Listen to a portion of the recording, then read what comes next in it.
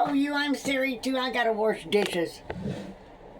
Guys want to watch me wash dishes? Well, if you don't, then just turn the dang thing off. I'm gonna videotape me washing dishes. I gotta let some of this water out though, cause I filled this sink up with hot water earlier and let them soak. So, and this, I'll tell you what, this water's hot. It's hot.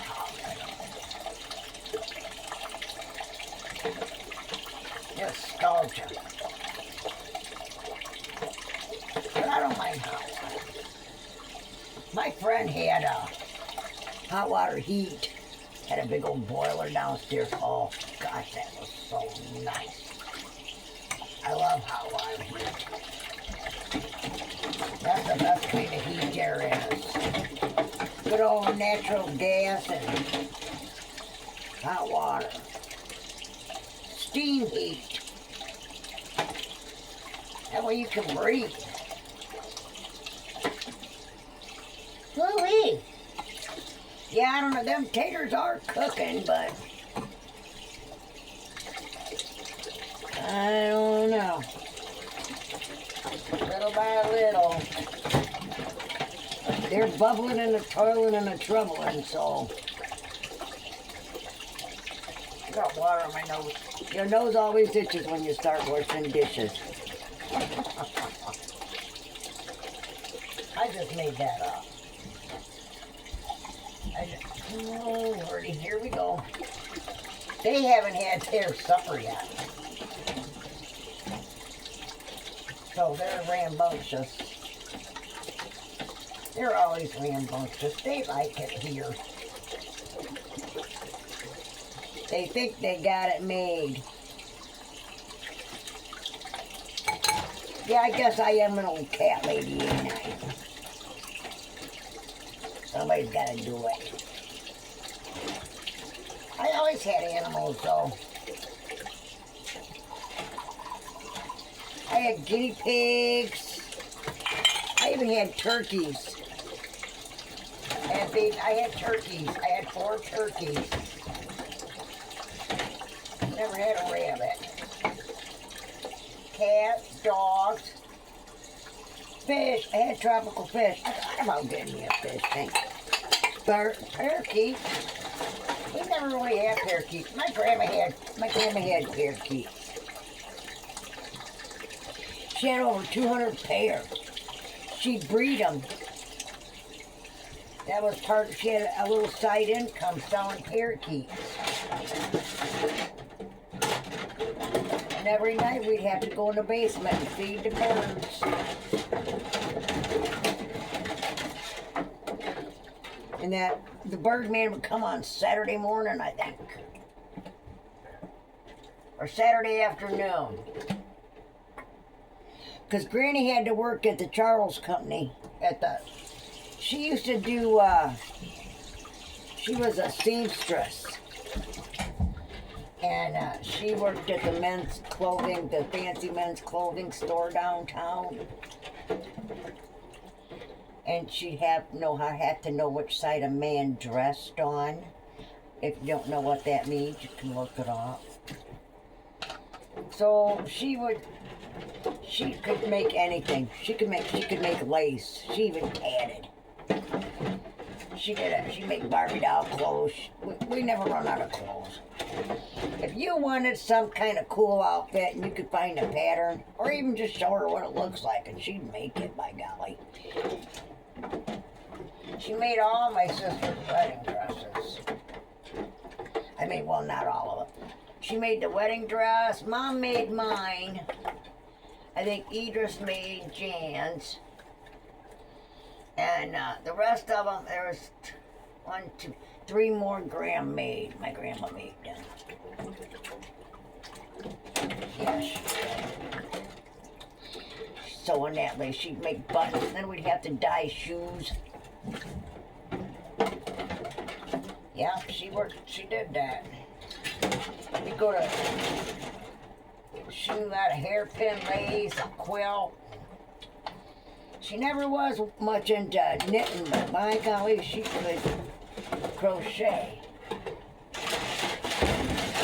Crochet. I tell you what, one day we was out there, my cousin and I, we was just little, probably 4 or 5 years old.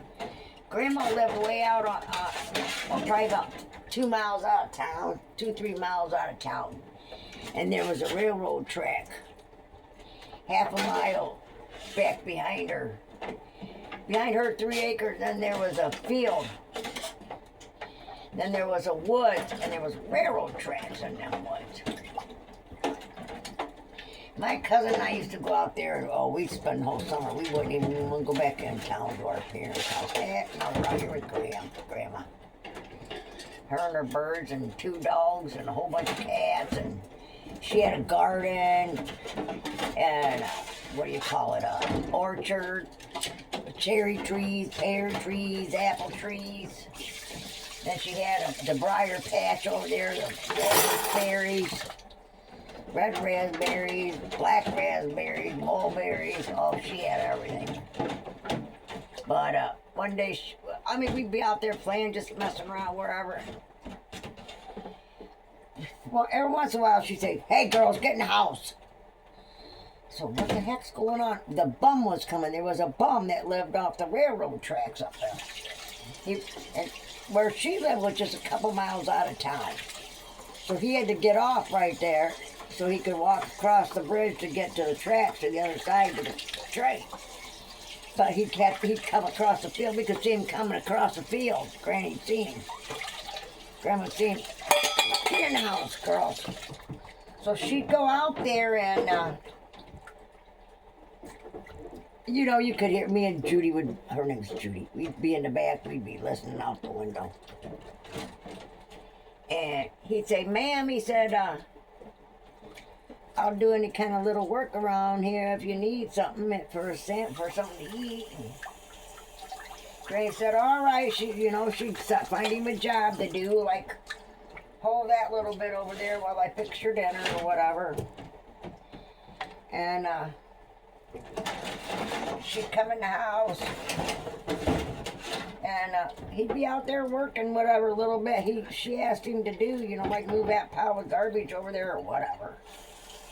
And she'd make him a sandwich and this, that, and the other thing, and she'd find a little sliver of soap and she'd wrap that sandwich up for his dinner in a dish towel. And then she'd wrap up a little sliver of soap in a wash rag.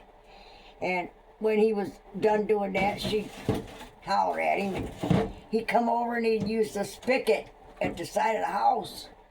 And he'd wash up, and Granny'd give him that sandwich in that towel and let him keep that little bit. And he sat down and eat what he wanted to eat, and then off he went.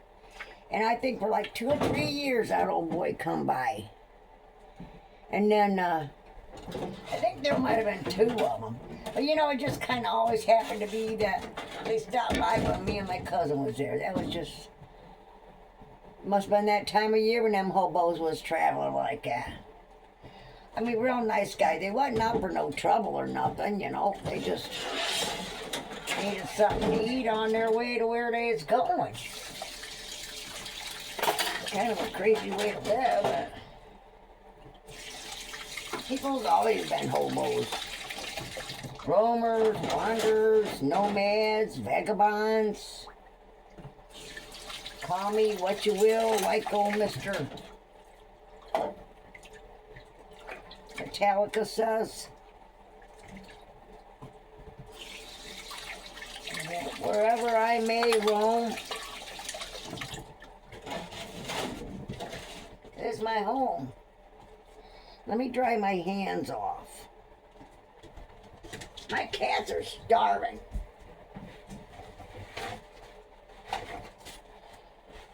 Well, how'd you like that little hobo story?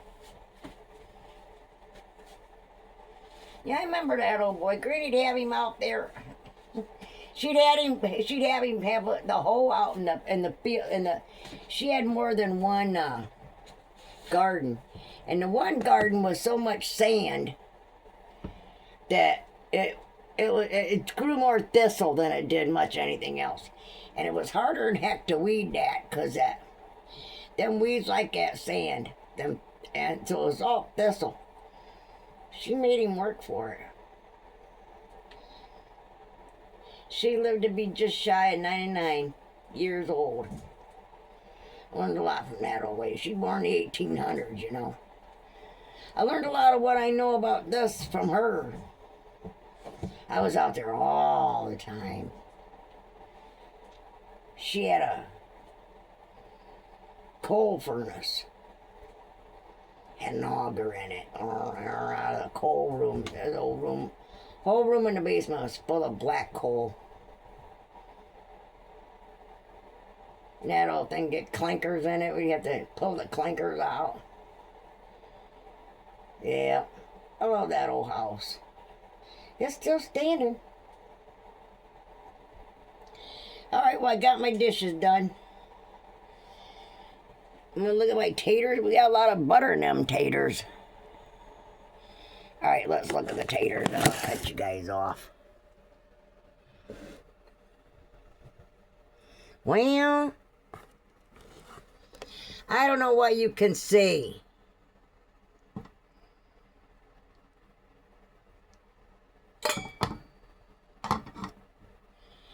I think we'll just keep it cocked on high. Right? I gotta put these away so I can wash my plates and my pans. See you later.